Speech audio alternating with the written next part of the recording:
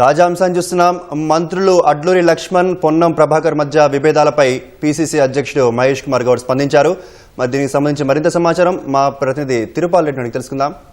తిరుపాల్, ఈ మంత్రుల మధ్య విభేదాలపై పీసీసీ చీఫ్ ఏం మాట్లాడారు అసలు? చందు ఆదివారం రోజున జూబ్లీహిల్స్ ప్రాంతంలోని రహమత్ నగర్ లో జరిగిన ఓ కార్యక్రమంలో పొన్నం ప్రభాకర్ అడ్లూరి లక్ష్మణ్ గురించి అనుచిత వ్యాఖ్యలు చేశారన్న ప్రచారము గత 2 రోజులుగా విస్తృతంగా జరుగుతుంది సామాజిక మాధ్యమంలో. అయితే ఈ అంశంలో పొన్నం ప్రభాకర్ ఇప్పటికే అలాంటి వ్యాఖ్యలు చేయలేదు, నేను ఆయన గురించి మాట్లాడలేదని చెప్పి, అయినప్పటికీ కూడా ఈవేళ అడ్లూరి లక్ష్మణ్ ఒక మీడియా సంస్థతో మాట్లాడుతూ పొన్నం ప్రభాకర్ చేసిన వ్యాఖ్యలను ఖండిస్తున్నట్టుగా మాట్లాడారు. తాను వివేక్ పక్కన కూర్చోవడం ఇష్టం లేకనే ఆ విధంగా వ్యాఖ్యలు చేసినట్టుగా ఆయన అభిప్రాయపడ్డాడు. అదేవిధంగా పొన్నం ప్రభాకర్ మాదిరిగా నేను అహంకారంగా ఎప్పుడు మాట్లాడను, నా వద్ద డబ్బులు లేవు, నేను తక్కువ కులస్తుని కావడం వల్లనే ఆ విధంగా మాట్లాడే అభిప్రాయాన్ని ఆయన వ్యక్తం చేశారు.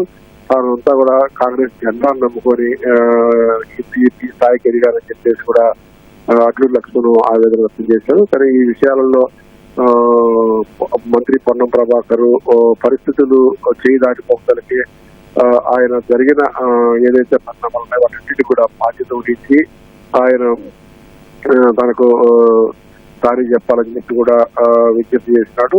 అయితే ఇదే అంశం మీద కొద్దిసేపటి కిందట పిసిసి అధ్యక్షుడు మహేష్ కుమార్ గౌడ్ స్పందించి ఇద్దరు అటు అడ్లూరి లక్ష్మణ్తోనూ అదేవిధంగా పొన్నం ప్రభాకర్ ఇద్దరితో కూడా మాట్లాడి ఈ విషయం మీద మరింత లోతుగా వెళ్ళొద్దు, ఒకరికొకరు కలిసిపోవాలా, ఒకవేళ ఏదన్నా చిన్న సమస్య తలెత్తింటే కొంత క్షమాపణలు చెప్పుకొని ముందుకెళ్లాలా అని చెప్పేసి కూడా సూచించడం జరుగుతుంది. అయితే ఇది మరింత రచ్చకెక్కే అవకాశాలు కనిపిస్తున్నాయి. ఆ పక్క సామాజిక వర్గంలో చాలా మంది కూడా స్పందించడంతో కొంత ఈ వివాదం సిలిసిలికి ఆగిపోవడంగా మారే అవకాశం ఉన్నది.